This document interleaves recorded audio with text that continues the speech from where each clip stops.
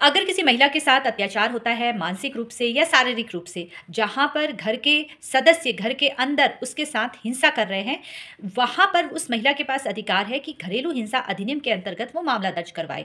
एक बेटी भी अपने पिता या भाई के खिलाफ मामला दर्ज करवा सकती है जहाँ पर घर का सदस्य उसके साथ हिंसा कर रहा हो। घरेलू हिंसा का तात्पर्य है कि घर के अंदर होने वाली हिंसा किसी महिला के साथ, तो वो घरेलू हिंसा के अंतर्गत मामला दर्ज करवाती है। ऐसे ही अगर बहू के साथ हिंसा हो रही है, चाहे वो शारीरिक हिंसा है, चाहे वो मानसिक हिंसा है, चाहे वो पति के द्वारा हो रही है या घर के किसी अन्य सदस्य के द्वारा हो रही है, तो वहाँ पर महिला के पास अधिकार है कि वो तुरंत घरेलू हिंसा के अंतर्गत मामला दर्ज करवा दे।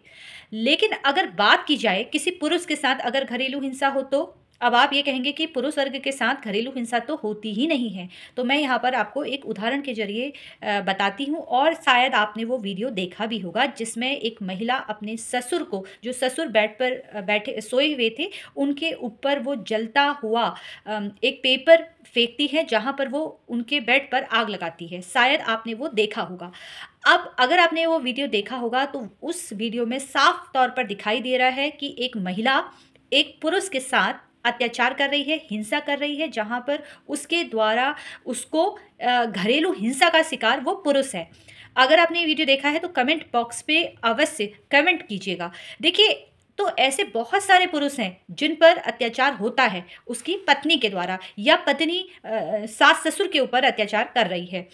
अब बात आ जाती है, जैसा कि मैंने कहा कि अगर महिला के साथ हिंसा हो रही है तो वो घरेलू हिंसा के अंतर्गत मामला दर्ज करवा दे रही है। अब पति के पास क्या रास्ता है या पुरुष के पास क्या रास्ता है अगर बहू के द्वारा हिंसा हो रही हो? तो देखिए, रास्ता आपके पास भी है, बस आपको करना क्या है, आपको नज़दीक के पुलिस स्टेशन जाना है और मामला दर्ज करवाना है। ऐसा नहीं है कि पुरुष वर्ग इस चीज़ की कंप्लेन नहीं कर सकते हैं। अगर किसी पुरुष के साथ मारपीट होती है तो वो क्या करता है, नज़दीक के पुलिस स्टेशन जाता है, मामला दर्ज करवाता है। इसी तरीके से अगर आपके साथ हिंसा हो रही है घर पे, आपको चाहे मानसिक रूप से प्रताड़ित किया जा रहा है या शारीरिक रूप से आपको चोट पहुंचाई जा रही है, तो वहां पर आपके पास भी अधिकार है कि आप पुलिस स्टेशन जाइए और मामला दर्ज करवाइए।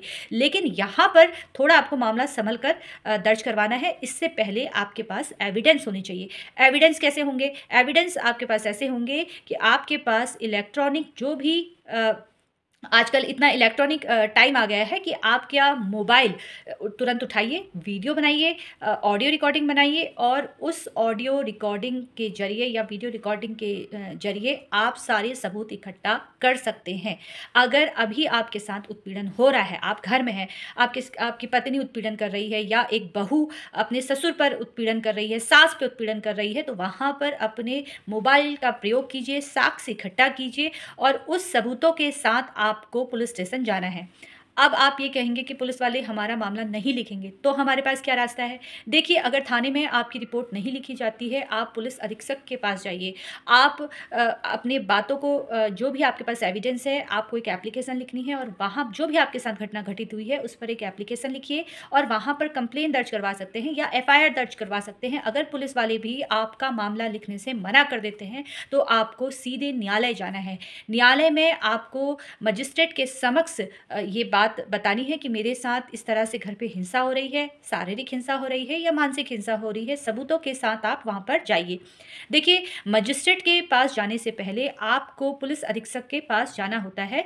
जब वो लोग मामला नहीं दर्ज करवाते हैं तो जाकर आपको न्यायालय जाना है। वैसे अगर आप नज़दीक के पुलिस स्टेशन जा रहे हैं, वहाँ पर अगर आपके पास पर्याप्त सबूत है, सबूत जो आप लेके जाएंगे उसकी ओरिजिनल कॉपी लेके आपको नहीं जानी है। सबूतों के साथ जाइए, मामला दर्ज करवाइए। अगर वो कंप्लेन लिखने से मना करते हैं या एफआईआर जब हो रही है, वो आपकी जिसके खिलाफ आपने लिखाया है मामला, उससे पूछताछ होगी, इंक्वायरी होगी, सारी चीज़ें होंगी। उसके बाद एफआईआर जब लिखी जाती है तो अगर वो आनाकानी कर रहे हैं किसी भी तरीके से, तो आपको पुलिस अधीक्षक के पास जाना है और फिर भी बात नहीं बनती है तो फिर न्यायालय जाना है। देखिए, अब आप ये कहेंगे कि अगर हम पहले थाने चले जाते हैं, कहीं ऐसा ना हो कि हमारी पत्नी हमारे ऊपर झूठे आरोप लगा दे या हमें 498A के तहत फंसा दे या घरेलू हिंसा के तहत फंसा दे। देखिए, अगर आप पहले कंप्लेन दर्ज करवा देते हैं जहाँ पर आपके पास प्रमाण है कि महिला ने आपके साथ उत्पीड़न किया है, शारीरिक रूप से उत्पीड़न किया है या मानसिक रूप से उत्पीड़न किया है, तो वहाँ पर आपका केस हमेशा स्ट्रांग होगा, क्योंकि आपके पास पर्याप्त एविडेंस है अपनी बातों को सिद्ध करने के लिए। झूठा केस जब वो करेंगी तो आपके पास उसके सबूत भी होंगे, क्योंकि महिला के आपने तो कोई अपराध कारित नहीं किया है, आपने तो कभी हाथ भी नहीं उठाया है। तो जब उनके पास साक्ष्य होंगे ही नहीं, तो वहाँ पर वो कैसे साबित करेंगे कि आपके द्वारा मारपीट की गई है या गाली गलौज की गई है? क्योंकि घरेलू हिंसा तो के शिकार तो आप हैं, एविडेंस तो आपके पास है। तो किसी भी अगर आपके साथ कोई घटना हो रही है तो उस घटना को आपको तुरंत थाने लेके जाना है, लेकिन उससे पहले आपके पास पर्याप्त एविडेंस होनी चाहिए। अब रही बात सजा की, तो देखिए, महिला अगर आपके साथ मानसिक हिंसा कर रही है या शारीरिक हिंसा हो रही है, तो वहाँ पर रास्ता ये है कि आप पारिवारिक विवादों में सिर्फ ऐसी महिला से आप तलाक की मांग कर सकते हैं। जहाँ पर अगर आपके पास पर्याप्त एविडेंस है, तो वहाँ पर आपको अपनी पत्नी को मेंटेनेंस भी नहीं देना पड़ेगा, प्लस आपको तलाक भी आसानी से प्राप्त हो सकता है। हम लोग इसलिए कहीं ना कहीं मामला दर्ज करने के लिए पीछे हट जाते हैं, क्योंकि ऐसा लगता है कि पुरुष वर्ग की कोई सुनेगा नहीं या आस पड़ोस में हमारी बदनामी होगी। लेकिन जब महिला ऐसा कदम उठा लेती है, जब वो झूठे आरोप लगा देती है, जब वो आस पड़ोस में सारी बातें करने लगती है, तो उसके बाद हमें लगता है कि अगर समय में हम महिला की कंप्लेन कर देते, यानी कि पत्नी की या बहू की कंप्लेन कर देते, तो वहाँ पर बात पहले सही हो जाती। देखिए, एक सास भी अपने बहू के ऊपर मामला दर्ज करवा सकती है। ऐसा नहीं है कि सिर्फ महिलाओं के साथ अत्याचार होता है, पुरुष वर्ग के साथ भी अत्याचार होता है। अगर आपने वो वीडियो देखा हो तो उस वीडियो अगर आपने देखा है तो वहाँ पर आपको मेरे कमेंट बॉक्स में कमेंट अवश्य कीजिएगा।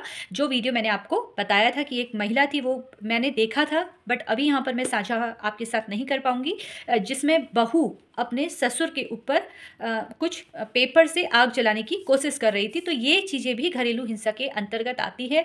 आधे लोगों को ये नहीं मालूम होता है कि घरेलू हिंसा होती क्या है। घरेलू हिंसा वही है जहाँ पर आप एक घर के अंदर रह रहे हैं, जहाँ पर आपको शारीरिक रूप से प्रताड़ित किया जा रहा है या मानसिक रूप से प्रताड़ित किया जा रहा है। जहाँ पर मानसिक रूप से आपको प्रताड़ित किया जा रहा है, आपको टॉर्चर किया जाता है, बार बार आपके काम में ये कहा जाता है कि आप सही तरीके से काम नहीं कर रहे हो, या दोस्तों के साथ बेइज्जती की जाती है, या आपके घर में कोई रिश्तेदार आ रहा है, आपकी पत्नी के द्वारा बार बार उनका अपमान किया जा रहा है, आपका अपमान किया जा रहा है, आपके माता पिता को अपमानित किया जा रहा है, या सास को सही तरीके से बहू रख नहीं रही है, अगर वो उसकी ऐसी अवस्था है कि वो बेड पे पड़ी है, सास उसकी देखभाल नहीं कर रही है, उसे समय पे खाना नहीं दे रही है, उसे अपमानित करती है, उसे बार बार सुनाती है, ताने देती है, ये सारी चीज़ें घरेलू हिंसा के अंतर्गत रखी जाती है।